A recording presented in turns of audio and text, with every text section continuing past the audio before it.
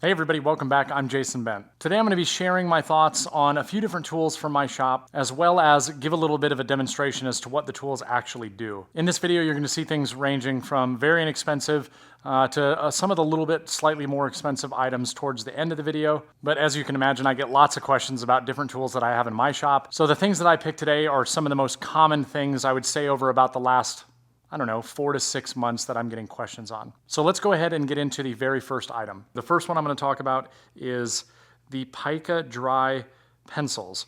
And I have multiple of the Pica pencils, and I'll show you why here in just a minute. So basically what these are is mechanical pencils basically, but with a twist, right? So they have these lids that the tip of the pencil fits into. You can clip this into your pocket anywhere you need to go, and in the end of this it actually has a pencil sharpener. And so what you can do is while you're using this to mark, you can simply use the tip sharpener and sharpen your pencils as you go, and it's really nice. And I really like it mostly because of the different colors. So as you can see here, I have red, I have white, this is just the standard lead color, and then as you can see right here, they make various packs with different colors for different applications. I use white the most, mainly because I like to use it on walnut a lot. It works really good on walnut. And then any regular marking, I'm usually just using my standard lead color. And then also on walnut, red tends to work very well. On lighter woods, red works very well. Yellow works very well on walnut. So these are just really, really nice pencils to have in the shop. And the lead is much stronger. As you can see there, it's much thicker. So you really can't use these in some of the smaller tools to transfer your markings unless you have a really fine point. But it's very, very strong, so they don't break on you nearly as much.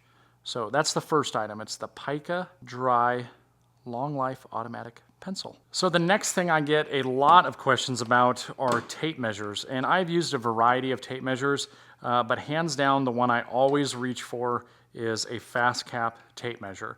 And the two that I use in my shop, primarily being this one, is the yellow and the blue. And the difference between the yellow and the blue is that this has both metric and standard, and this one is just metric and operates on the true 32 millimeter measurement system on the tape.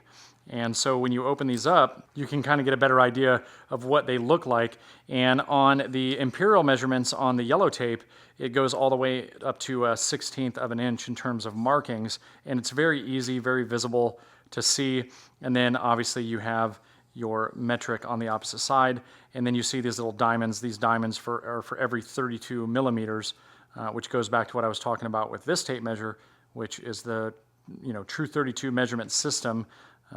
For those of you that are building cabinets on the 32 millimeter system, but the 32 millimeter increments are marked by these little dots, but on this side it is metric and on that side it is metric. Again, I prefer this one because I have switched primarily to metric in my shop, but this one is great for somebody who likes to use both measurements, and I still do use this a lot. But either way, the Fastcap measuring tapes are the measuring tapes that I really like. Another cool benefit is that it has this right here where you can actually write different measurements on it and you can erase everything. And then these also do come with a standard pencil sharpener right here.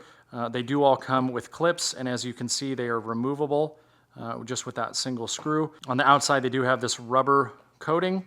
Overall, these are fantastic tape measures, and they're very inexpensive, and you can pretty much pick them up from any local woodworking shop, or definitely you can pick them up online for a really good price. But these are the tape measures that I use the most and I get the most questions about. Okay, so the next thing I'm going to talk about is the Paolini pocket rules from Woodpeckers.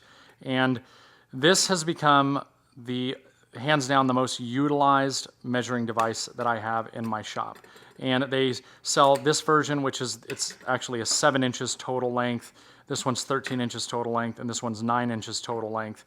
But the scales go up to 8, 12, and 6. This 6-inch is the one that I use the most. The reason that I enjoy using this so much is because it is very easy to use, it is very small, and I can put it in any pocket I need to and pull it out anytime I want, and it does a variety of things. So as you can see, this piece right here slides up and down for easy measuring reference. So let's say that I need to make a line at we'll just say 50 millimeters.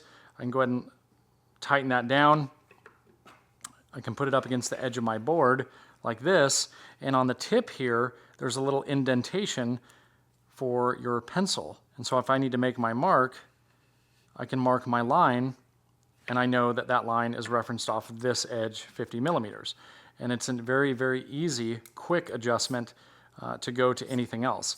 A couple of other things about it is over here on the edge, you have different measurements, 1/4 inch, 1/2 inch, 3/4 of an inch. If I turn it over to the other side, it's actually the metric since this is a combo. So I've got 5, 10, 15, 20, 25 millimeters. Where this comes into play is if I need to use the vertical scale to, say, measure the height of something. And the way that you do that is you take this base that comes with it, and so once this is in here, this is designed to hold that in place. And so if I needed to check the height of, say, a table saw blade, a router bit, anything like that, I can place this on the table and raise my blade or anything that I'm trying to do up to get the proper measurement on the end scale here. So it's a really nice additional feature to have. It's really easy to set up, and now I can just put it back to its original configuration, and it works great. I use this for so many different purposes now.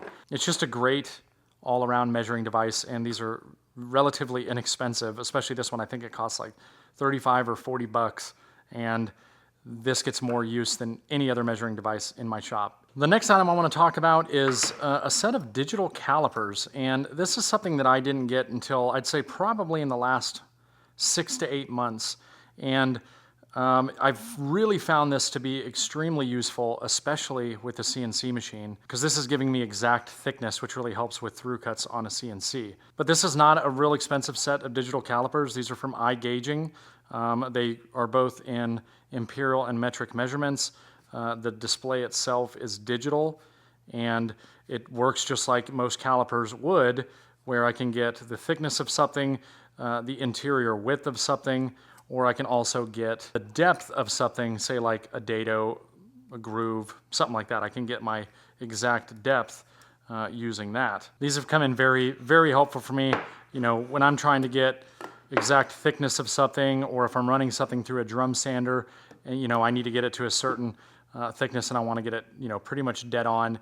These have come in really, really handy, and I find myself grabbing these a lot more often nowadays. The next few items are all going to be clamp related, because I have a few different things that are pretty cool that I've really been using a lot lately, and I find them really helpful. And the first one is Bessey's new strap clamps, and these are for 90-degree corners specifically. And the way that this works is you have these 3 different corner posts, and then the one that's actually connected to the handle itself. You have these flaps over here on the side which lock down these cords, and so you can loosen one, pull your strap through, and what this is really helpful for is something like this, where you're doing a box with mitered corners. And it really, really does a great job on clamping everything together. And so you do as you would expect, and you put those posts on each one of the corners. You're going to pull down on this to get everything nice and tight and make sure everything starts to line up. In this case, I have tape for the corners except the corner that I'm gluing up. And so now that I have it nice and tight, I can go ahead and move this up, pull that tight, and I want to try to get it as tight as I can by hand. And then I'm going to lock it down right here so that cord, that cable, doesn't go anywhere. And then it's as easy as tightening this down, and it really does a great job of getting these corners nice and tight. There's nothing but tape on these corners. There's no glue in this scenario. There's nothing but tape on the corner, and there's nothing here. There's no reinforcement of dominoes, biscuits, and I will bring you in closely so you can see how this corner has closed up. So as you can see, it brings everything very, very nice and tight, and that is just from that one single clamp. And then here I'll be able to give you a better view of what I was talking about when I was clamping it up. To release this, you can just release the tension by either the screw, or I can pop that off, pull this cord through, loosen everything up, and take my box out of the clamps. But These are really, really nice if you're doing glue ups with mitered corners or mitered boxes. So I think most people have figured out by now my absolute favorite style of clamp to use is a parallel clamp. And there are lots of reasons for that. And I've covered parallel clamps in previous tool videos and the importance of these clamps and how versatile they really are. Hands down, these are the most used clamps in my shop. If I didn't have these, I would struggle. However, I do wish that when I started buying these clamps, I started by buying the long 50+ inch parallel clamps.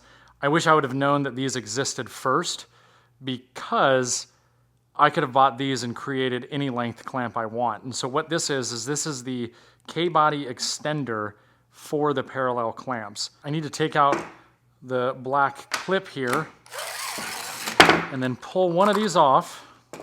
I'm going to turn it right back around so it's facing the opposite direction. And I'm going to slide this back. And on the second clamp, I'm going to remove off the end cap, and I'm actually just going to remove this head completely. So this is where the extender comes in. And so to set this up, all you do is take off this bolt here, pull this out, same thing here, and now I can slide one clamp in from one end so the hole lines up. And to make sure that that lines up, there you go. Put my washer back on, put my nut back on. Same thing over here on this side. I'm going to slide it in. Make sure my bolt goes through. And now I'll go ahead and pull back out further so you can see exactly what just happened. Okay, so now I've taken two 24-inch clamps and created one very long clamp. And it operates exactly the same way. I slide it down to whatever size I need.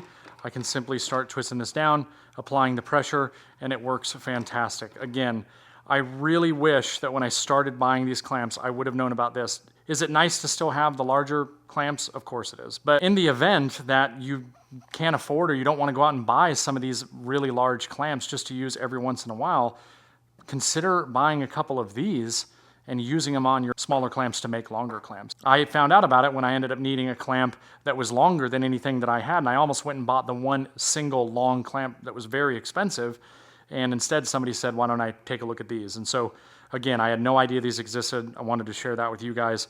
These things right here are awesome if you have parallel clamps. The next thing is something that I am in love with, and it's because I use these clamps quite often.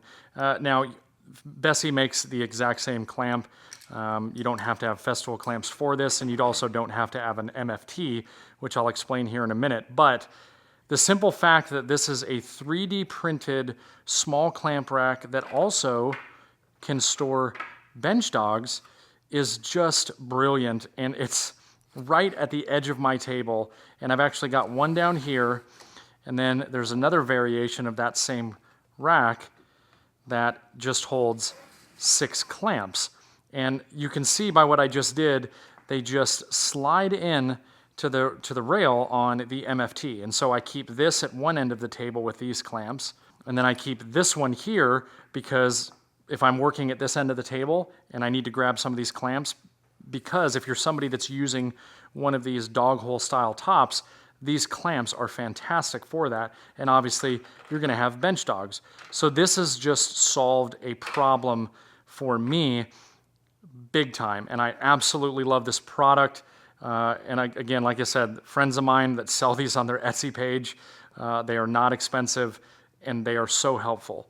These were designed and created by a couple of friends of mine over on Instagram, Chris and Al, and I'll leave links to their social media pages along with their Etsy page down below. They've got some other really cool items as well. What I wanted to highlight is that it's not like you don't have to have an MFT.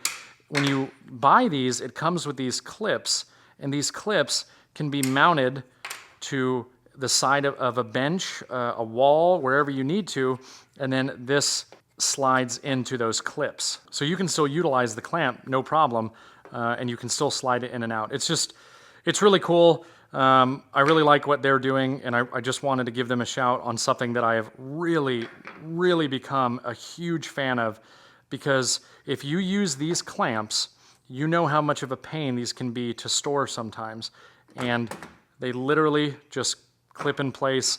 I'm doing my work, I need one of these clamps. I can pull it out, use it in my dog holes as I need to. When I'm done, if I need another one, they're just right here. It's just so nice it's out of the way. I can open my drawers, no problem, doesn't hit anything. Really, really smart design, and definitely go check them out if you're somebody that has the same problem that I had. And to expand on that even one further, I mentioned they had some other products. Well, this is another one of them. And this is designed to slide in to the edge of the MFT to hang your track square. I love that because now this thing is out of the way and I'm not banging into it, and if I ever need it, it's right at the edge of the table. So again, some really cool stuff. Go check out their Etsy page. I'll leave a link down below. All right, so the last few things that I'm gonna address in this video are a little bit more expensive compared to the other stuff that I've shown, but they're things that I always get a lot of questions about, and one being the Carter fence system and the Carter fast blocks. And fast means the fence alignment system tool, and I'll talk about those here in just a minute. But first, basically what this fence is, as you can see, I can take this fence off. I do not have any other fence on my bandsaw, and the way that this works is with these mag switches, right? So it's operated on the strength of magnets, right, to lock down to the metal. And there's a couple of different things that you can do with the fence. This is the standard fence that comes with it. And then you have this high rise here, that the support that you can take off and remove. You can lay it flat. You can, do really whatever you want with it because it has a ribbed front edge that has different slots that you can adjust and add different jigs and other things to. I've pretty much always kept mine on like this. But the way that this works is with these fence alignment system tools, fast blocks. And they come in 1/8, 3/16, 1/4 inch, 3/8, 1/2 inch. So let's just use, for visibility's sake, we'll go ahead and use a 1/2 inch block. And as you can see on the back, these have magnets on them as well. So I can store these anywhere I want on the bandsaw, to keep them out of the way. I can also utilize these and stack them together if I need to get different thicknesses. So this is how this works. There's a little slot inside right in front of the magnet. Well, that magnet is designed to attach to your blade, okay? And the purpose of this, you're aligning the fence to be in alignment with the blade, okay? And so when you slide this forward, as soon as I touch that block, I know I'm set. And what I can do is go ahead and lock down my mag switch in the back, other mag switch in the back. I push this out. I know that anything I cut, this spacing right here is going to be a 1/2 inch. And it's very solid. Could I move this? Yeah, of course I could. I could absolutely move that out of the way. But on a bandsaw, I'm never coming over here and putting all kinds of pressure into the fence, right? I'm doing all of my work and just guiding my board through, and the fence is just a reference. So I've never had any issue with this shifting on me. It's a really cool system, and every single time I use it, people ask me questions about it, and if I can demonstrate how it works. So that is how it works. If I ever want to take this off and just have a free open service, I absolutely can. Move it out of the way, and we're good to go. The next thing is really, really cool, and one of my favorite things anytime I'm doing any sort of cabinetry stuff, and that's the True Position Tools cabinet hardware jig. I'm not going to go into detail about some of the additional accessories because I actually have a video dedicated simply to this.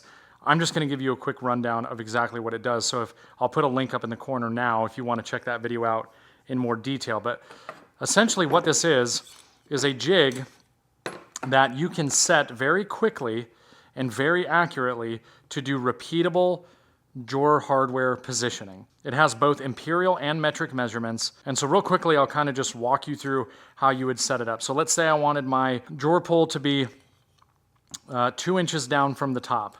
I'm gonna set this at 2 inches. Then, let's say that it is a double hole drawer pull, okay? And the spacing is 120 millimeters. So I'm going to put in these little stops here, and I'm going to put one on 60 on one side and one at 60 on the other side, and I'm going to use both of these outer holes to go ahead and drill my hole locations. So I can take this, I can set it. I don't even need to know the measurements. I could theoretically just take the back of the pole and line everything up as long as I know where the center line is. I could also set this to be offset of this in the center, so I could use this one and this one. So there's lots of different options that you can do. Or let's say that I want to do a 2-hole pole, and then I'm going to use knobs on the doors, but I want the spacing to be the same as the spacing. You would just use that instead of these. It's pretty cool, the versatility of this. And now let's say that every one of my drawer fronts just happens to be, 15 inches wide. Well, that's where this expansion bar is. If I want to find the center, I can set those measurements here, transfer that measurement onto here, and continue to use this longer scale. And then you have this stop, which references the cabinet piece that I'm trying to do. So to give you an example, if this was my drawer front and I wanted my location to be right here, and I had like 10 different drawer fronts that I had to do all the same, I'd set this up once and I'd go from drawer front to drawer front, drilling my whole locations, and it's in the exact same spot every time. The other thing that's cool about it too is this is reversible. So if I was going from, here's one cabinet door, and now I'm flipping over and going to the other cabinet door, and let's say I was just putting a single pole, it wouldn't matter if I was going from an inside door to an outside door. I would just flip it like that, and everything is the same. It's all referenced off the same plates. It's a great system. If you're somebody that does a lot of cabinet hardware, I would highly recommend one of these. They're really, really nice, and they make the process very fast. The next thing I want to talk about is the Harvey MG36 compass miter gauge. There's a couple of reasons why I added this to this video, because since it's come out, I've gotten a lot of people that ask me questions about it and if I liked it. So I want to kind of explain a little bit why I have this one and what I use this one for. So it's a miter gauge. It's like many other miter gauges, but there are a few key differences about this one that come in really helpful for me. And I have the Incremiter 5000 sled. I use that on the left side of the blade. So that does present a problem for me if I go to tilt the blade to do a 45-degree angle cut or any degree cut. It'll cut into the board itself, and I don't want it to do that, right? So what I use this for is cuts on the right side in that scenario.